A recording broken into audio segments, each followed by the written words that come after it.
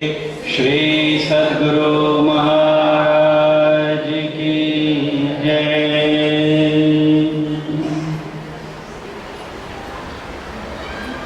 बंदो गुरुपद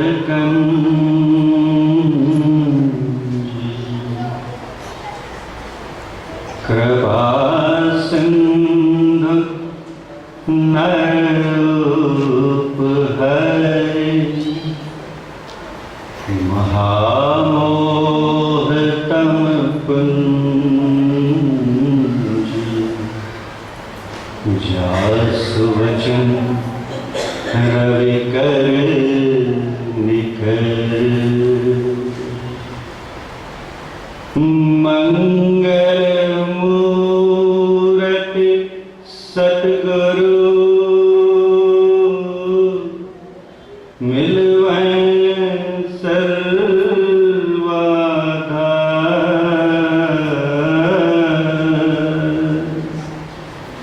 मंगलमय मंगल करण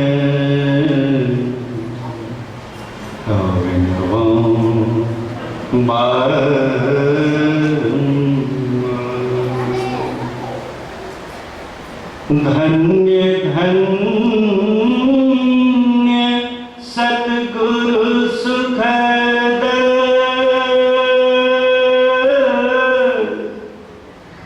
महिमा कही न जाए। जो कुछ कहूँ तुम्हारी कृपा मोते कछु न बसा।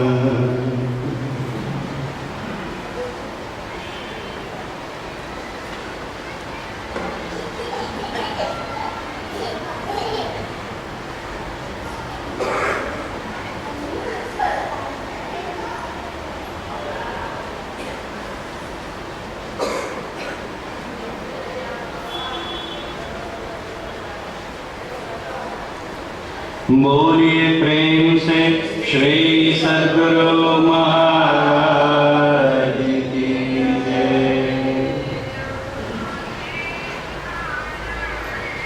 स्वनिवासस्थ पूज्य वयोवृद्ध तपोवृद्ध ज्ञानवृद्ध स्वामी श्री अच्युतानंद जी महाराज तथा श्रद्धेय स्वरूपानंद स्वामी जी के पावन पाद पद्मों में सादर नमन। मंचस्थ आदरणीय अमोल बाबा तथा समवेत समादरणीय सत्संग प्रेमी बंधु, पिछले 3 दिनों से हम लोग इस संगमत के सत्संग में सम्मिलित होते आ रहे हैं और जैसा कि इस संसार का विधान है कि अच्छी या बुरी जो भी चीज़ संसार में हो, it has to come to an end, good things और बैड थिंग्स। तो इस तरह एक एक करके हम लोग इस सत्संग के अंतिम सत्र में आ पहुँचे हैं। आप सबों का प्रेम भाव देखकर, भक्ति भाव देखकर मन आह्लादित हो जाता है। इतनी श्रद्धा के साथ इस महानगरी मुंबई में, जहाँ 1-2 किलोमीटर की यात्रा करना भी अति दुष्कर कार्य है, समय बहुत लगता है और मुंबई में यदि किसी चीज़ की कमी है तो वो है समय। इसके बावजूद आप सब लोग इतनी संख्या में यहाँ पर इस सत्संग में एकत्रित हुए हैं, इसके लिए हम सब आपका आभार व्यक्त करते हैं।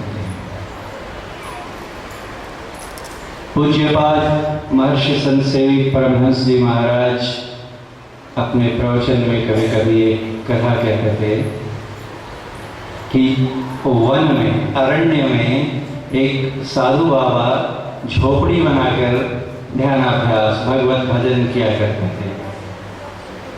एक बार संयोगवश घूमते घूमते वहाँ पर एक शहरी सज्जन आ पहुँचे और उन्होंने बाबा को कुटिया के आगे देखा तो वहीं ठहर गए, उन्हें प्रणाम किया और उनसे पूछा कि बाबा, बस्ती से इतनी दूर इस निर्जन एकांत स्थान में रहकर आप क्या करते हैं?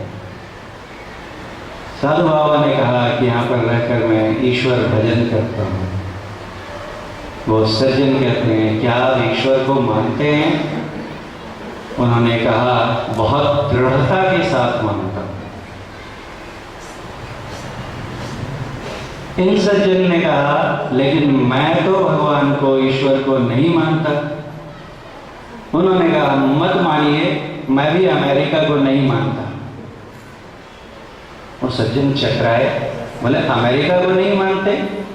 इसी भूमंडल पर उत्तरी अमेरिका नाम का एक महाद्वीप है, वहीं उस पर ही स्थित अमेरिका एक बहुत बड़ा विश्व का सबसे समृद्ध राष्ट्र है, सबसे सशक्त राष्ट्र है, ये सब जानते हैं।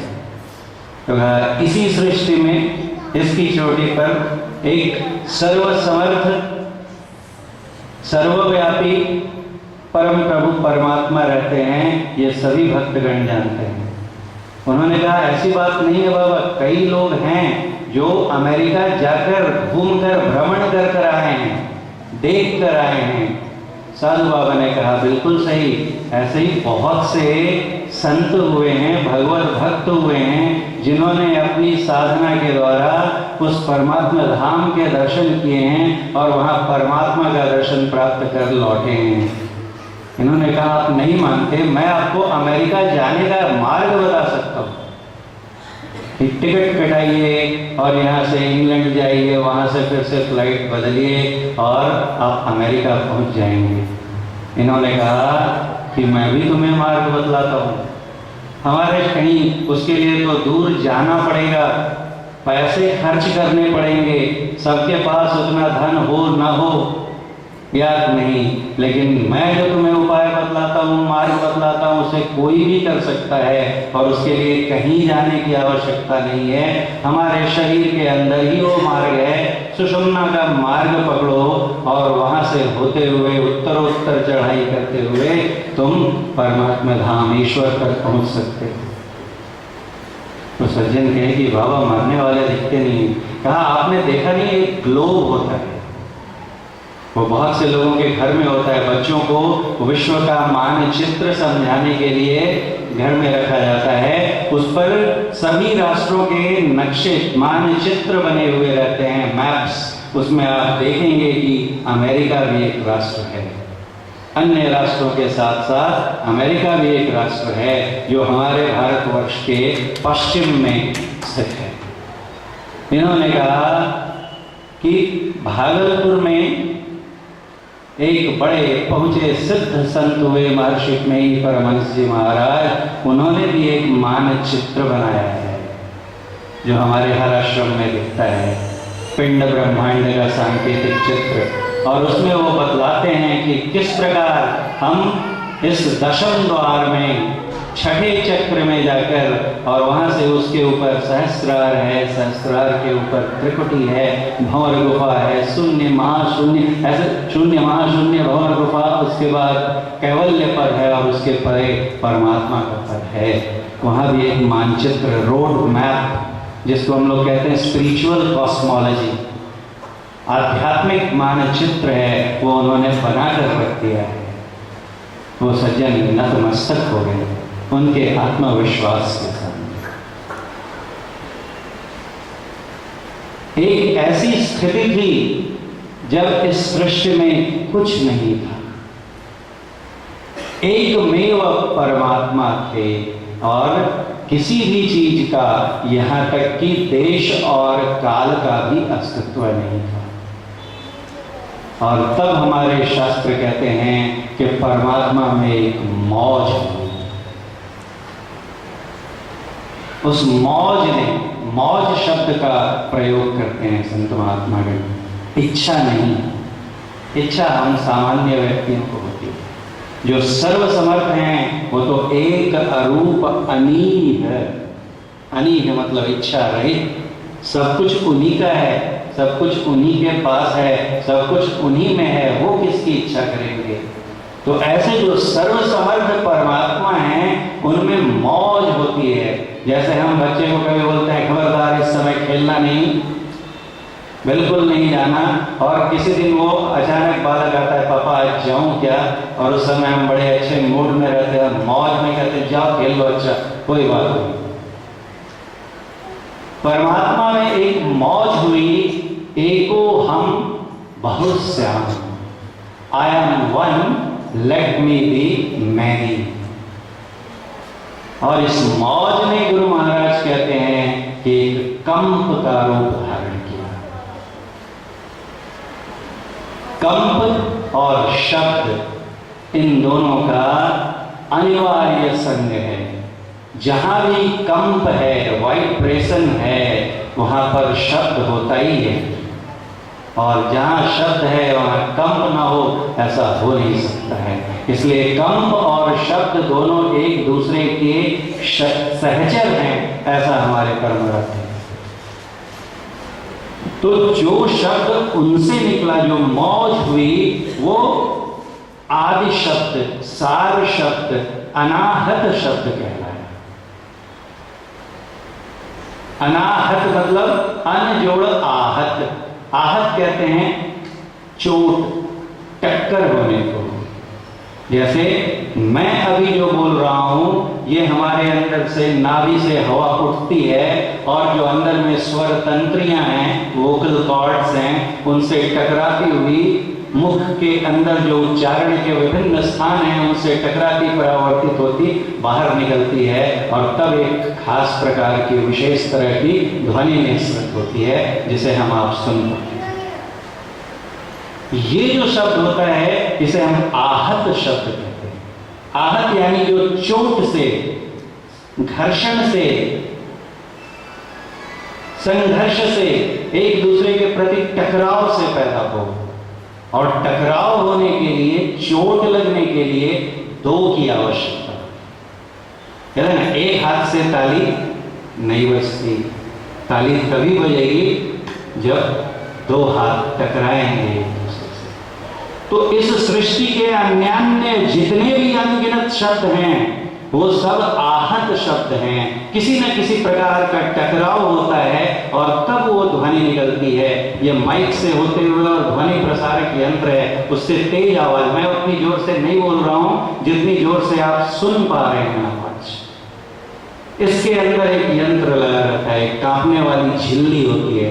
जब मैं बोलता हूं तो हवा दबाव से निकलती है और उस झिल्ली पर चोट करती है। वो झिल्ली ऐसा ऐसा टकरा, उसमें कंपन होता है, और वो जो कंपन है इसके अंदर विद्युत तार रहते हैं, उससे वो विद्युत ऊर्जा में, विद्युत धारा में परिवर्तित होता हुआ वो जो वहाँ मिक्सर या एम्पलीफायर लगा हुआ है वहाँ तक वो इलेक्ट्रिक करंट के रूप में जाता है, जहाँ उसे मैग्नीफाई यानी कई गुना बढ़ा दिया जाता है, और उसके बाद फिर उसे उसी धारा को कहाँ पहुँचाते हैं, स्पीकर तक, जैसे लाउड स्पीकर कहते हैं। लाउड मतलब जोर से।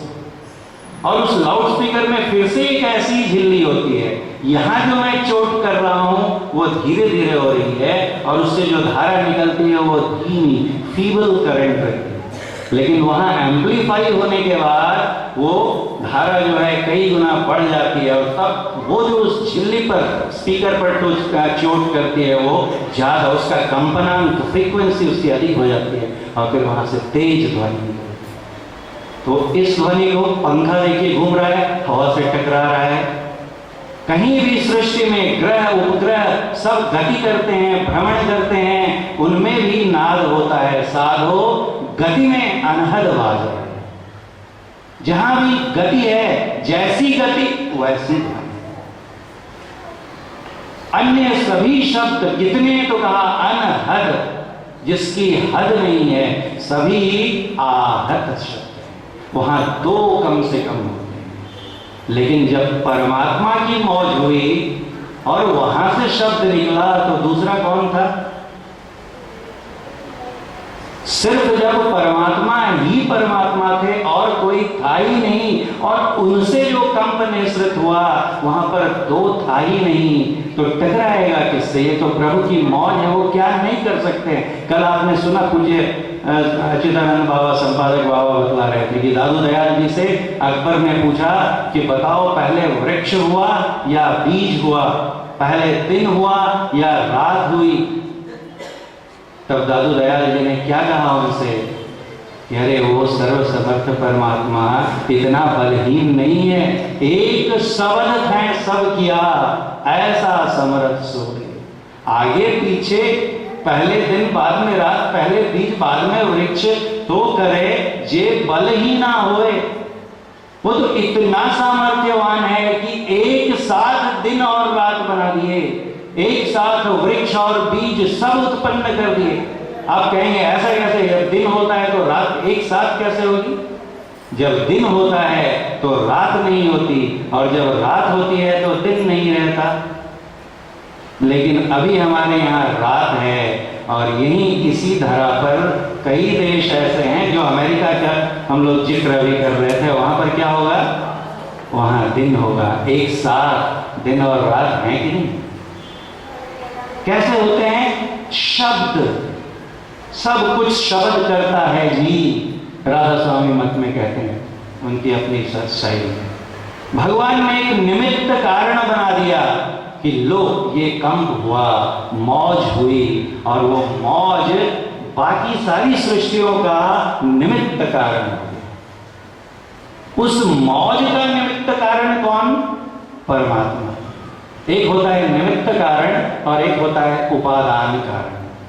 जैसे कुम्हार बर्तन बनाता है, गुरु महाराज समझाते थे, तो मिट्टी लेता है, वो मिट्टी उपादान हुई, मटेरियल कॉज, जो वस्तु लेते हैं हम, जिसकी सहायता से कुछ बनाते हैं, और एक जो बनाता है, जिसकी वजह से बनता है, वो उपादान कारण, निमित्त कारण होता है। जब परमात्मा ने सृष्टि की तो और कुछ था ही नहीं, तो फिर कौन निमित्त और कौन उपादान? कुम्हार के पास कुम्हार है और मिट्टी है, चाक है, डंडा है, लेकिन परमात्मा के पास क्या था? सिर्फ वही था। तो निमित्त भी वही और उपादान भी वही। आदि शब्द जो निकला उसका निमित्त कारण परमात्मा, उपादान कारण स्वयं परमात्मा। गुरु नानक ने कहा है तद अपना आप उपाया, उसने स्वयं से स्वयं की रचना की, सब कुछ पैदा कर दिया एक शब्द से। और फिर वो शब्द जो शुरू में अत्यंत सूक्ष्मतम था, उसकी वाइब्रेशन बहुत अधिक थी, वो आहिस्ता आहिस्ता नीचे उतरता हुआ स्थूलता को प्राप्त होता गया, और उससे कम कम कम सूक्ष्म मंडल बनते गए, और अंतिम में इस जगत की रचना हुई, जिसमें हम आप बैठकर स्थूल जगत और स्थूल शरीर के साथ सत्संग करें। ये सबसे स्थूलतम रूप है किसका? उस आदि शब्द का। आप कहेंगे ऐसा कैसे होगा कि वही शब्द कहीं स्थूल बन जाएगा, कहीं सूक्ष्म बन जाएगा, कहीं कारण बन जाएगा, कहीं महाकारण बन जाएगा? तो कल या परसों के सत्संग में हमने इस पर चर्चा की कि एक पात्र में हम लोग जल लेते हैं और उसको फ्रिज में रख देते हैं, और एक पात्र में जल लेते हैं, उसे गैस के बर्नर पर रख देते हैं। एक को ठंडा करते हैं और एक को गर्म करते हैं। जिसको ठंडा करते हैं फ्रिज में रखकर, उसके साथ क्या होता है? तापमान कम होने से विज्ञान बतलाता है कि जो गति होती है, कांपने की जो दर होती है, कंप दर, कंपनांक, या अंग्रेजी में उसे फ्रीक्वेंसी कहते हैं। मॉलिक्यूल्स, अणु परमाणु जिस गति से वाइब्रेशन करते हैं, उनकी गति कम हो जाती है। क्यों कम हो जाती है? फ्रिज में रखने से, ठंडा करने से परमाणुओं के कांपने की गति कम क्यों हो जाती है? क्योंकि जब हम फ्रिज में रखते हैं तो उससे हीट निकाल लेते हैं, एक्सट्रैक्ट करते हैं। हीट क्या है? उष्मा। उष्मा ऊर्जा है, एनर्जी है। एनर्जी क्या होती है? कांपने से ही एनर्जी होती है। उससे ऊर्जा हमने निकाल ली तो उसकी ऊर्जा का स्तर घट गया और उसमें जो अणु परमाणु हैं, कल बताया था मैंने कि अगर जल में उसके अणु परमाणु ऐसा ऐसा कांपते हैं, और अगर आप मेजर कर सकते हैं प्रैक्टिकल एक्सपेरिमेंट करके, तो फ्रिज में जो जल रहेगा वो देखेंगे जैसे जैसे तापमान घटता जाएगा ऐसे ऐसे ऐसे ऐसे ऐसे ऐसे ऐसे ऐसे, और फिर होते होते वो जम जाता है। जो जम गया, बर्फ हिम हो गया, वो क्या है? उसी जल का परिवर्तित रूप है। उसको हम हाथ में ले सकते हैं, जल को हाथ में ले सकते हैं, क्या लेंगे? बह जाएगा। तरलता उसकी बहुत अधिक है, वो उसकी अपेक्षा सूक्ष्म है और प्रवहमान है। तो क्यों ठोस हो गया वो? क्योंकि उसके स्थूल, जल सूक्ष्म है और उसकी अपेक्षा हिम स्थूल है। क्यों स्थूल हो गया? क्योंकि उसके कांपने की दर, कंपन गति कम हो गई। और उसी जल को गैस बर्नर पे चढ़ाया, तो अब क्या कर रहे हैं? उससे हीट निकालने के बजाय गैस जलाकर या लकड़ी जलाकर उसको और हीट दे रहे हैं, ऊर्जा उसको प्रदान कर रहे हैं। पहले से उसके पास कुछ ऊर्जा थी जिसके चलते वो ऐसा ऐसा कांपता था, और ऊर्जा दी तो उसके अणु परमाणु ऐसा ऐसा ऐसा ऐसा कांपने लगते हैं, और वो और सूक्ष्म हो जाते हैं। सूक्ष्म होकर ऐसा सूक्ष्म हो जाते हैं कि अदृश्य हो जाते हैं, वाष्प में परिणत हो जाता है। जल वही है, पानी ही ते हिम गया, हिम ही गया बिलाय, गोस्वामी तुलसीदास जी ने। तो यहीं पर एक नमूना हम देख सकते हैं कि वस्तु वही है, कभी स्थूल हो जाती है, कठोर ठोस हो जाती है, कभी सूक्ष्म हो जाती है, और कभी उसकी अपेक्षा और सूक्ष्मतर हो जाती है। तो इसी प्रकार शब्द की जैसे जैसे स्थूलता में वृद्धि होती गई, तो हम यहाँ पहुंच गए। कहाँ पहुंच गए? स्थूल जगत में पहुंच गए। और ये स्थूल जगत कैसा है? तो संत बतलाते हैं कि अंधकार से भरा, अंधकार में है। अंधेरे में हमें प्रसन्नता होगी क्या? अभी देखिए हम लोग प्रकाश में बड़े आनंद के साथ सत्संग कर रहे हैं, और ईश्वर न करे कहीं बिजली गुल हो जाए अभी, तो हमारे पास कोई वैकल्पिक व्यवस्था नहीं है जनरेटर की। अंधेरा हो जाएगा, सत्संग में मेरी आवाज आप तक पहुंचनी कम हो जाएगी, और फिर आप बेचैन हो जाएंगे। अंधकार में भय भी होता है, उठ के चले, पता नहीं किससे टकरा जाएंगे, किस पर गिर जाएंगे, गड्ढे में चले जाएंगे, कहाँ जाएंगे। और वही प्रकाश हुआ तो हमें ज्ञान होने लगता है। संत कहते हैं कि ये जो स्थूल जगत है, ये अंधकारमय है। क्या किया जाए? मैं ये क्यों चर्चा आपके पास कर रहा हूं? क्योंकि हम लोग पूरी चर्चा कर नहीं पाए पिछले 5 सत्रों में। इसके सहारे हम सृष्टि के क्रम को समझना चाहते हैं कि जब सिर्फ परमात्मा था, उससे सबसे पहले क्या बना? तो आदि कंप निर्मित हुआ। आदिनाथ, सार शब्द, राम नाम, शिव नाम, कृष्ण नाम, ओम, उद्गीत, स्फुट, वो क्या था? तो गुरु महाराज कहते हैं है परमात्म प्रतीक वही। वो परमात्मा का प्रतीक है, सिंबल है, चिन्ह है। सिर्फ गुरु महाराज कहते हैं ऐसा नहीं। गुरु नानक देव जी ने, आपने सुना तारा चढ़िया लम्मा, और उसके साचे शब्द निशान, कहा कि वो परमात्मा इस संसार में है, तो उनका कोई चिन्ह भी है जिसके सहारे उनको पकड़ा जाए। तो कहा साचे शब्द, साचा मतलब सत शब्द, सत शब्द, सार शब्द ही उनकी निशानी है, उसी को गुरु महाराज प्रतीक कहते हैं। तो सबसे पहले क्या बना? सार शब्द का क्षेत्र मंडल बना, जिसे परा प्रकृति कहते हैं। और उसके बाद जो बना वो अपरा प्रकृति हुई।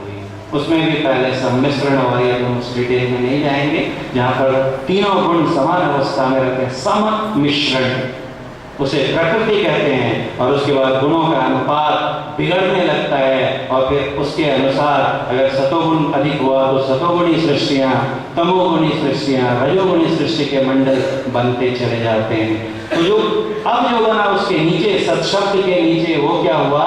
वो अपरा प्रकृति कहलाती है, जड़ प्रकृति कहलाती है। और उसके 4 मंडल, सबसे ऊपर महाकारण, उसके नीचे कारण, उसके नीचे सूक्ष्म, और फिर अंततोगत्वा ये स्थूल। ये क्रम है सृष्टि के निर्माण का, एक परा प्रकृति और एक अपरा प्रकृति।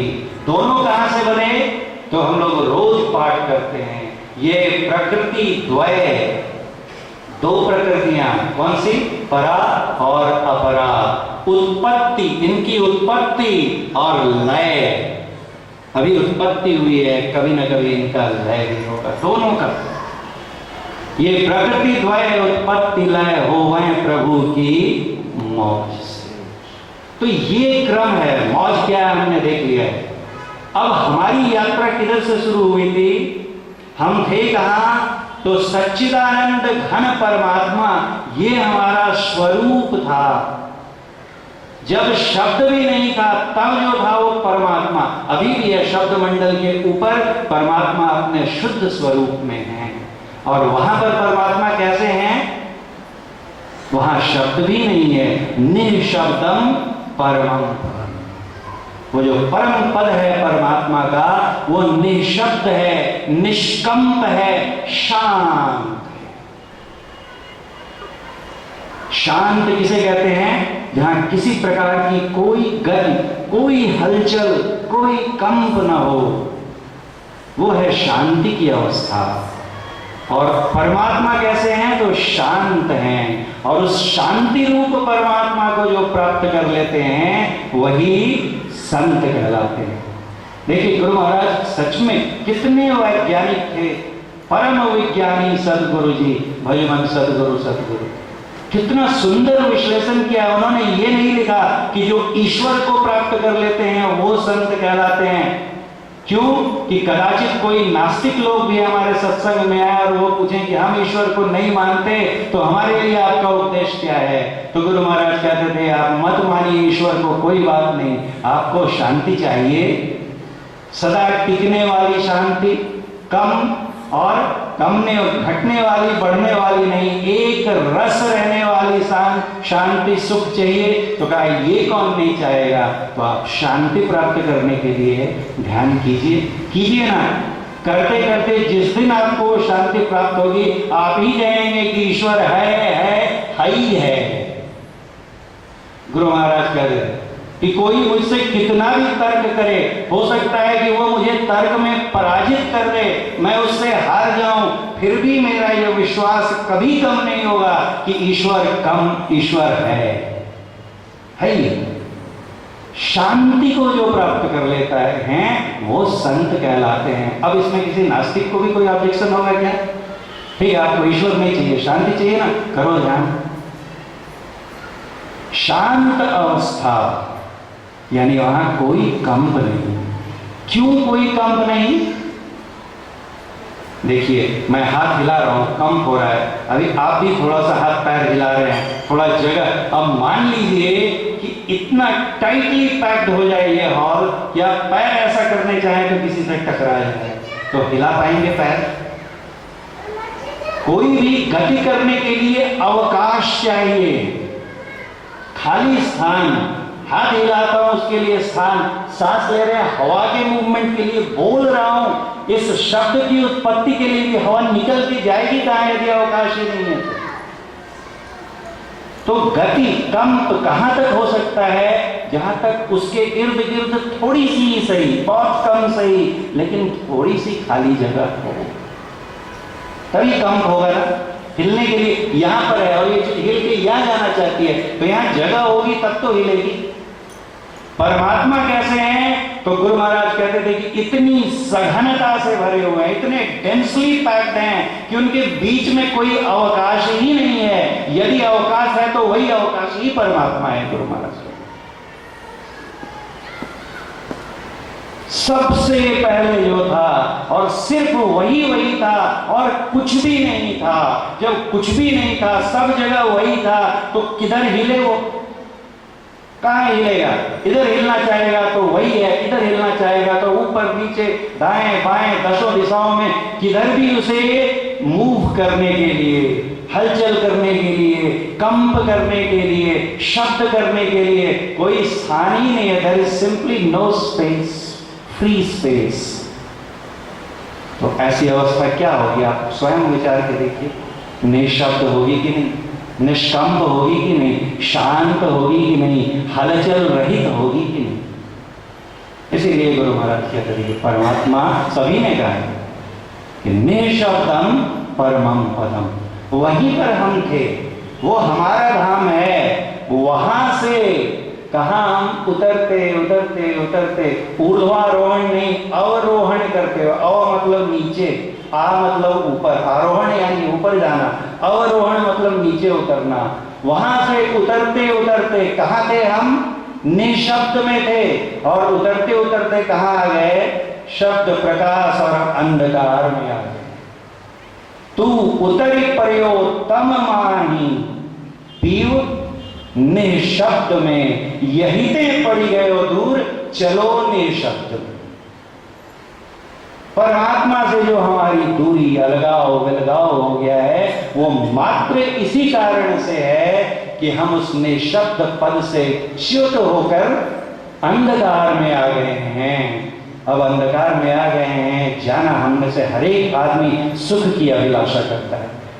अहर्निश हमारे जितने उद्यम होते हैं, प्रयत्न प्रयास होते हैं, उनके पीछे एक ही कामना होती है, येन केन प्रकारेण सुख शांति की प्राप्ति। किसी को वो सुख शांति धन दौलत में दिखती है, किसी को पुत्र परिवार में दिखती है, किसी को वैज्ञानिक शोध में दिखती है, किसी को कला फाइन आर्ट्स में, डांस में दिखती है। जिसको जहां लगता है सुख उधर भागता है। मंशा क्या है? खोज किस चीज की हो रही है? शांति की। गुरु महाराज कहते थे बाहर कितने भी प्रयास करो, जो शांति मिलेगी वो सदा टिकने वाली नहीं।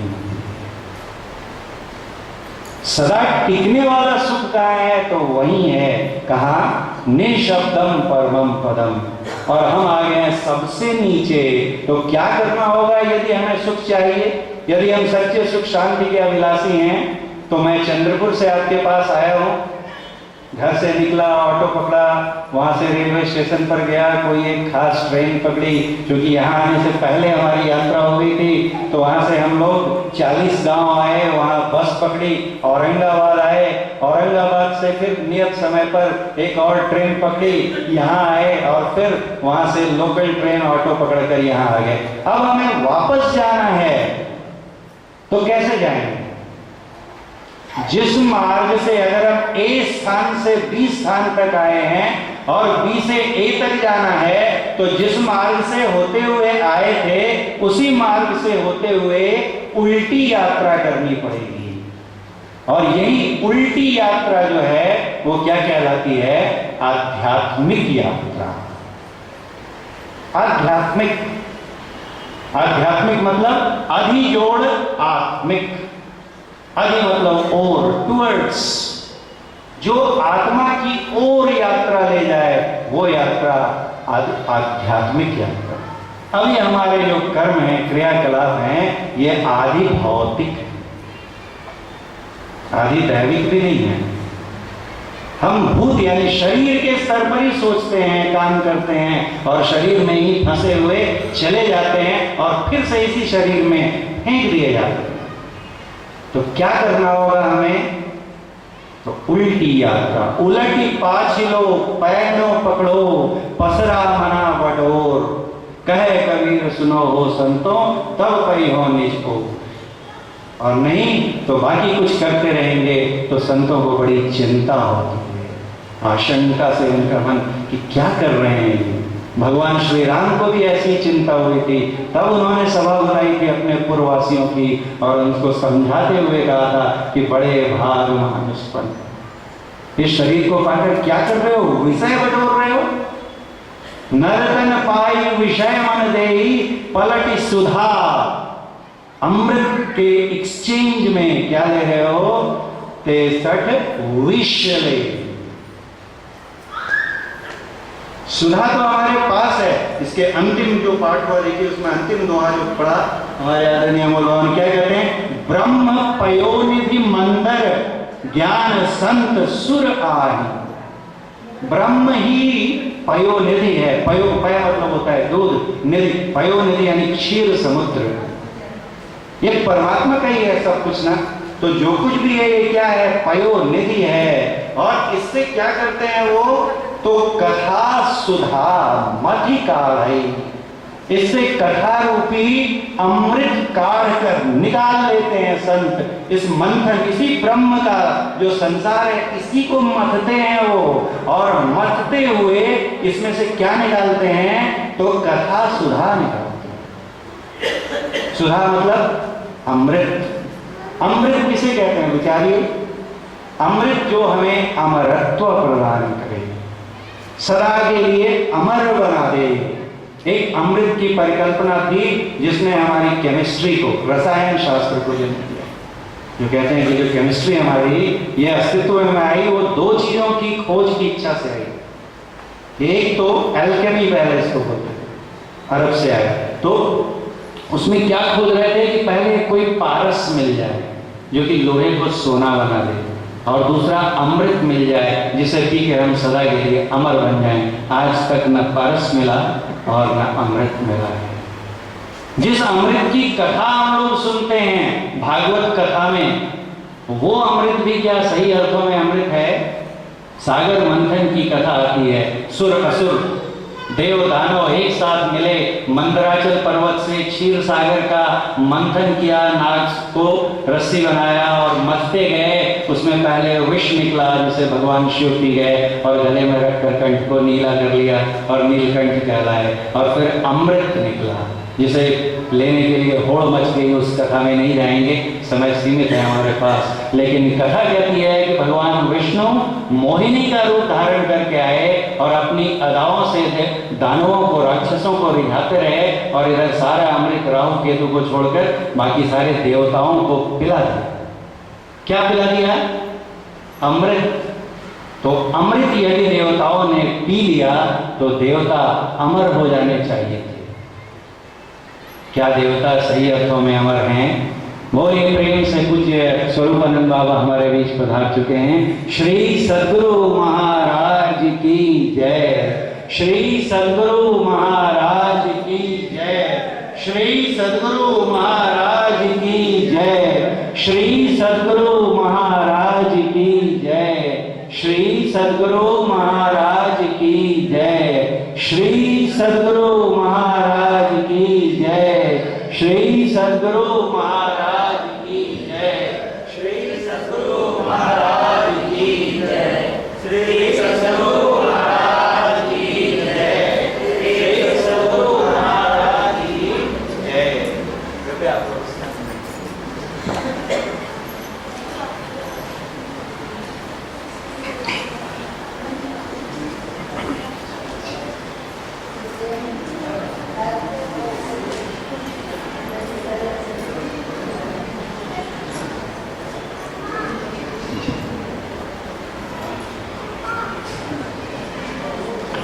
बोलिए प्रेम से श्री सद्गुरु महाराज की जय। तो मैं अत्यंत संक्षेप में अपनी बात समाप्त करने का प्रयास करूंगा। तो हम लोग क्या देख रहे थे? आप सच में विचार करके ईमानदारी से देखिए कि देवताओं ने अमृत पिया था तो वो अमर हो गए। यदि अमर हो गए तो कल ही जो हमने सुना था भगवान श्री राम का उपदेश, देवता कहाँ निवास करते हैं? स्वर्ग में। और स्वर्ग के बारे में, जो स्वर्ग उन्हें हासिल होता है वो कितने दिनों के लिए रहता है? तो भगवान श्री राम कहते हैं स्वर्गौ स्वल्प अंत दुखदाई।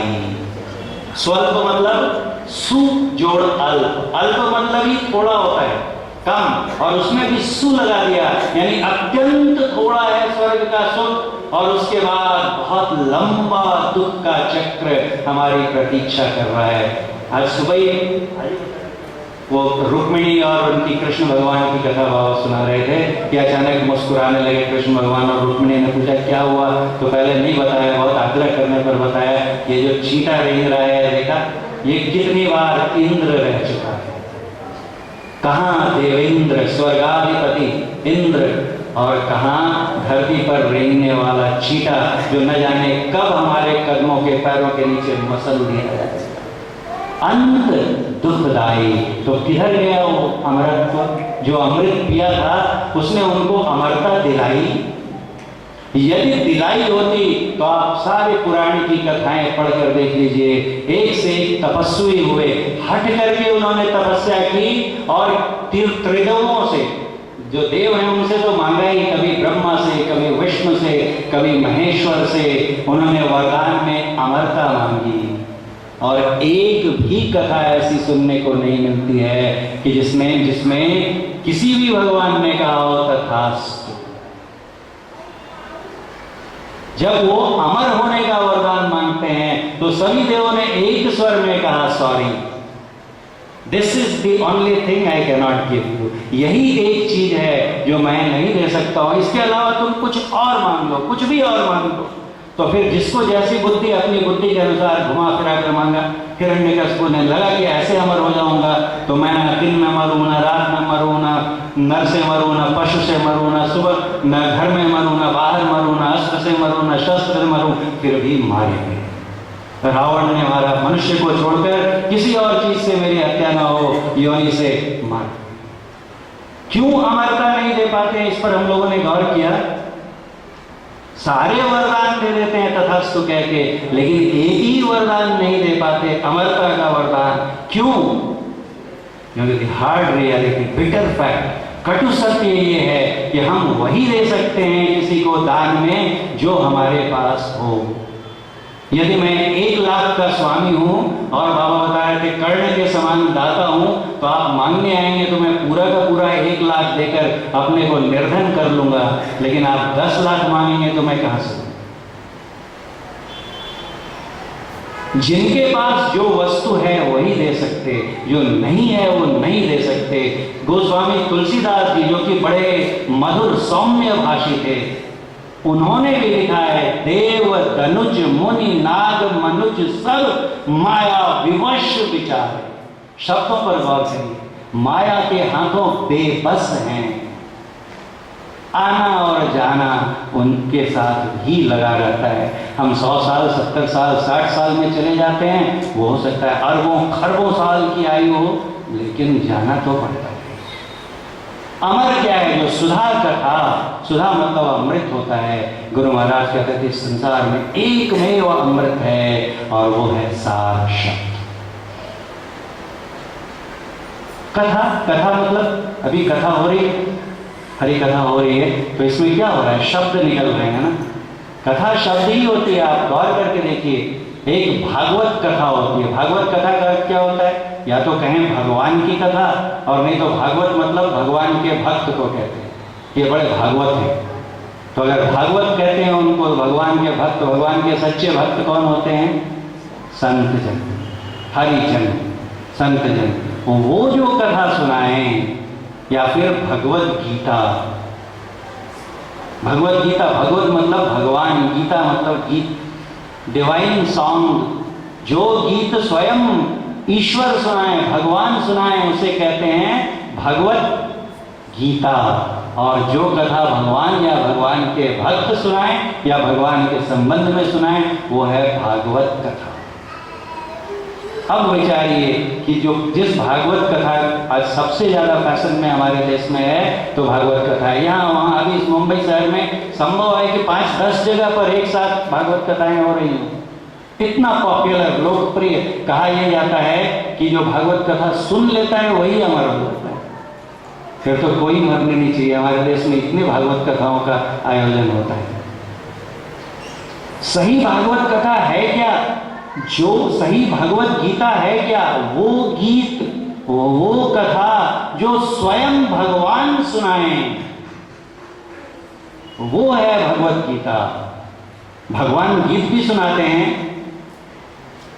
तो कहा कि एक घड़ी नहीं, एक बार नहीं, 2 बार नहीं, अनवरत निरंतर सुनाते रहते हैं। सुनते कौन है? जिनके श्रवण समुद्र समाना, कथा तुम्हारी सुभग सरिनाना, भरे निरंतर होई न पूरे, तिनके ही तुम कह दो।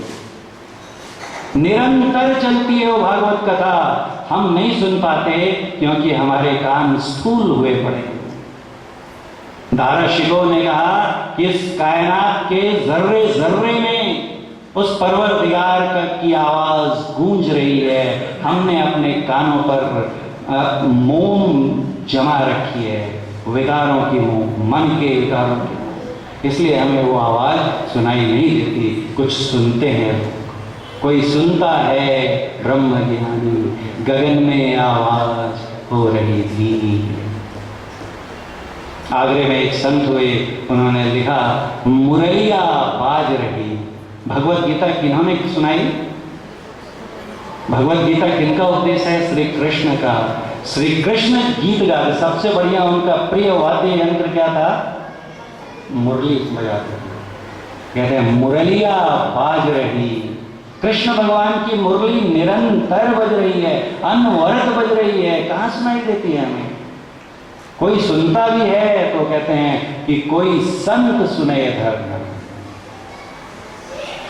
मुरलिया बाज रही, कोई संत सुने। कैसे सुनते हैं?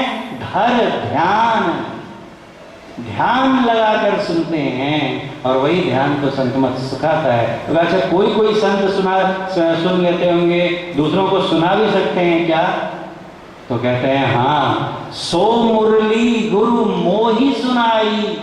पास्ट टेंस है, गौर किया जाए। वो मुरली मुझे गुरु ने सुना दी, गुरु की कृपा से मैंने भी उस मुरली को सुना।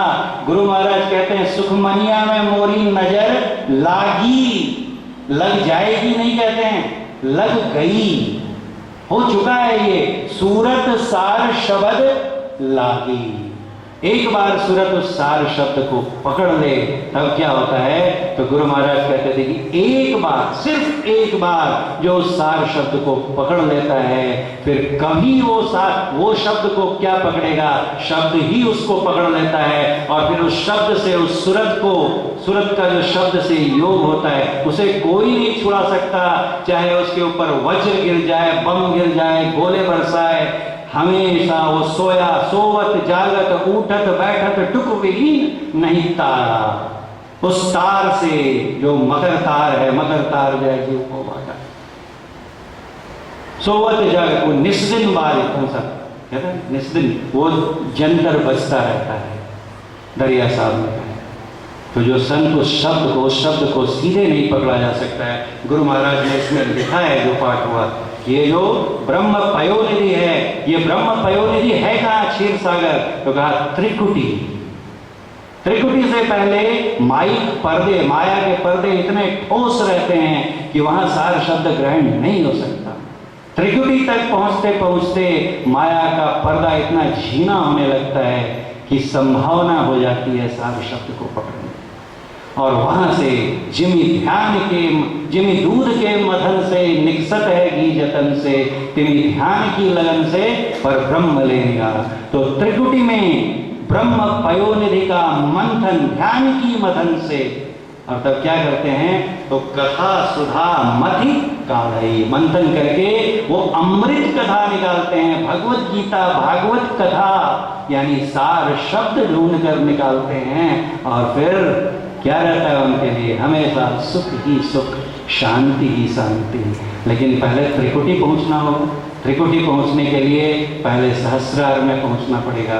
सहस्रार के पहले आज्ञा चक्र में जाना होगा। आज्ञा चक्र में पूज्य बाबा से हम लोगों ने सुना, उसके लिए सुषुम्ना ध्यान, शहरक में ध्यान लगाने की हमें विधि सीखनी होगी और उसका अभ्यास करना होगा। पहले प्रकाश को पकड़ेंगे, फिर शब्द मिलेंगे, उन कई शब्दों में से एक सार शब्द को पकड़ेंगे, जिसका तार, जिसका कनेक्शन कहाँ है, हमने शुरुआत में ही देखा। वो शब्द कहाँ से निकला? परमात्मा से निकला। उस डोरी को पकड़ते हुए जैसे सफरी मछली उल्टी धारा में, अपस्ट्रीम, काउंटर स्ट्रीम, धारा की विपरीत गति में चलती हुई और उद्गम तक पहुंच जाती है। भाटा से सिरा चढ़ी रही, वैसे ही साधक जो सूरत होती है उसकी, वो उस धारा को पकड़ती है। किस धारा को? सार शब्द की धारा को, और उसको पकड़ती हुई ऊपर ऊपर ऊपर उल्टी दिशा में चलती हुई वहां पहुंच जाती है जहां उस सार शब्द का स्रोत है। उसकी यात्रा पूरी होती है और वो शांति को प्राप्त संत हो जाता है। और ऐसे संतों के मत को संत मत कहते हैं, जिनका सत्संग हम लोग कर रहे हैं। मैंने बहुत अधिक समय ले लिया, अब मैं पूज्य बाबा से अनुरोध करूंगा, उनसे पहले क्षमा याचना करते हुए क्या वो अपने अमीय वचनों से हमें लाभान्वित कराएं। बोलिए प्रेम से श्री सद्गुरु महाराज की जय।